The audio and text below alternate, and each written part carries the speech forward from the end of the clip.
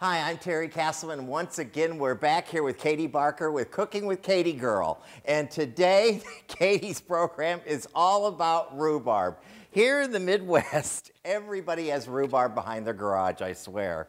Anyway, I have it behind my garage. So do I. You know? So anyway, it's one of those things that you don't think about it till it's in the grocery stores or you find it in your farmer's market like we do here in Springfield. But you got this gorgeous rhubarb here today. It is nice. And you're going to make all kinds of rhubarb dishes. So tell us about what should we expect with rhubarb? Well, rhubarb is a big Midwestern thing. Actually, a lot of people don't realize that it came from Asia. That's where it's indigenous to. It grows along the rivers there. And it's new. It's relatively new to America in the food scene. It didn't come here until like the 1820s, 40s, when people were sort of moving out west. So it just kind of made its way across. A lot of people call it a pie plant, not in Illinois, and they mean rhubarb. There are lots of different varieties. I like the red kind because it's pretty. A lot of people, like if you have rhubarb behind your garage, sometimes it's green, like the kind that isn't domesticated is green. And it will, people don't think it's as good of a quality, but it actually has a little more flavor than the red. It just doesn't look as nice. So, but we've got some nice red rhubarb here today, which is what you'll see in the store. Can you eat rhubarb raw? You know, I was always told that you couldn't, but just recently I read a recipe that said that it was fine. Yeah, So I know you cannot eat the leaves if you're harvesting it yourself. They're toxic. But the actual stalk, I've heard that you had to cook, but apparently you don't. So. Oh, okay. Well, then there you I go. think that was in like Gourmet magazine or something like that, and they're a better source than me. So. What are we going to start with today? Well, today we're having rhubarb three ways.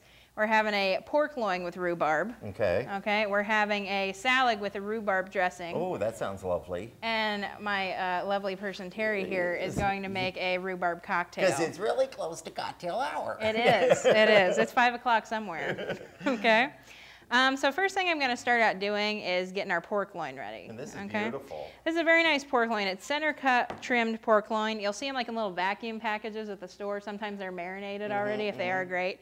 Tried to make this show really user-friendly. A lot of the stuff's sort of like partially pre-done. You can throw it together in a half an hour when you get home from work, something like that. All right, this is right next to the pork tenderloins, which is kind of like fillet of pork. Yes.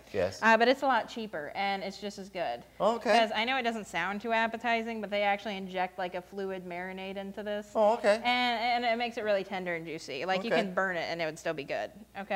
Which is kind of hard to get when pork's involved. So first thing I'm going to do is this was one that was marinated. It was like had a honey mustard marinade or something. It doesn't really matter what you use, whatever. And I got some paper towels here. First thing you want to remember when you're cooking pork is it's usually dry, like I said, so you want to sear in the juices. And then you want to like cook it in an oven or braise it or something like that. But to get a good sear, you can't get a good sear when something's really wet. So you want to kind of take paper towels and pat it dry. In the meantime, I'm going to get our olive oil going. You could use like vegetable oil or something so it won't smoke on you, but I use olive oil because I always have it laying around. All right, so pat this guy dry. This is as dry as you can get it. You know, it's not going to be like the end of the world if there's a little moisture on it. So a pretty hot pan. You should hear it sizzle when you put it down. Like you're sizzling. Like it's sizzling right now. Get rid of that. Now while that's searing, and you want to sear it on all sides too. Like some people like to cheat and just flip it over. You know, it's like there are 4 sides there, people. All right, so you may have to hold it with your tongs, but don't be lazy because it's worth it. Now, in this pan, I've got some butter. So I had olive oil over there. Here I've got butter. Just because this is for a rhubarb chutney. I want it to have a little bit of flavor. So we're using the butter. So I'm just going to turn this on, get our butter melted. This is our rhubarb, and in the stores it's already trimmed for you. Looks kind of like celery, but if you're harvesting it yourself, cut the leaves off and the roots. Should look like a stick of celery. And I just rinsed it off, and I went kind of larger chunks in this. And rhubarb really softens up when you cook it, like it gets kind of mushy. All right, so don't worry about it, you know, being like a big hard chunk. So I'm just going to run through it with my knife. And it also tends to cook down a little bit, so use more than you think you're going to need. Like this pork loin will probably feed like 3 or 4 people. And you want, you know, a good amount of chutney per person. So, you know, you want a good little pile of it, I'm actually going to do a little bit more. So Terry, do you plant your rhubarb? You know, what happens is that all the people that I know that have gardens and, you know, like my friend Patty Lloyd, I used to go over to her house, and I call it shovelfuls. I keep a shovel in a box in my trunk in the summertime, and when I'm going down alleys or at somebody's house and I see where they got something that I like, I ask them if I can have a shovel full of it. Yeah. Okay, so you're a rhubarb thief. Yes, yeah. That's fine. We call those midnight jobs. No. Except it usually involves like a couch outside or something. I do have something in my yard that's quite interesting that's kind of difficult to find. I have vanilla grass. What is vanilla grass? It's grass that tastes and smells like vanilla. Really? Yes, and I've never seen it anywhere else. Can you cook with it? Yes, and that's I'd have to Wikipedia that. Mm-hmm. My grandma always had wild onions that grew in her yard, you know, the little baby ones. Mm-hmm. And those are really nice. And like last year, those were really hot in the spring, like a hot ingredient. Yes. So I'd go to my grandma's yard and like pick them, and people thought it was really cool. Yeah.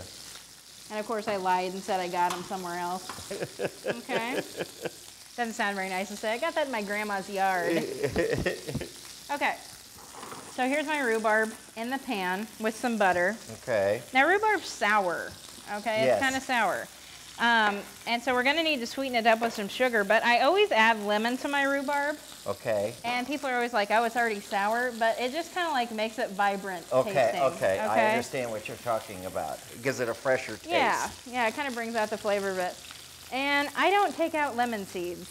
Like, I figure you're lucky if you get it, you win a prize. Yeah. So I just throw it right in there.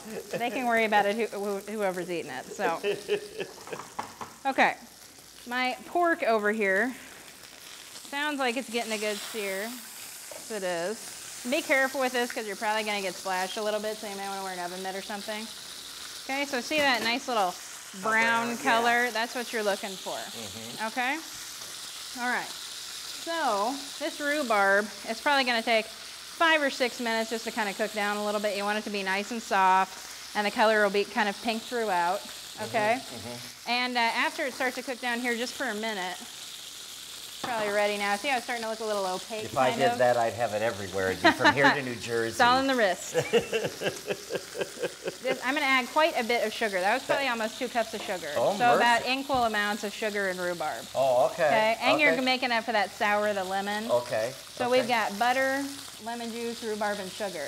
Okay. And I'm going to add a little bit of salt and pepper just because even if something's sweet, I always put salt in it. Okay. It'll taste kind of flat without it, okay? So I'm going to leave that on kind of like medium-high heat and let it cook down. Okay. Okay, and just kind of, it'll kind of stir itself. Okay. All right, our pork. The juice comes out of the rhubarb at the heat. Yeah, it does. Okay. Any kind of fruit, vegetable, unless it's like a carrot or something, will release juice with sugar or with salt. They both dry the juice out of it.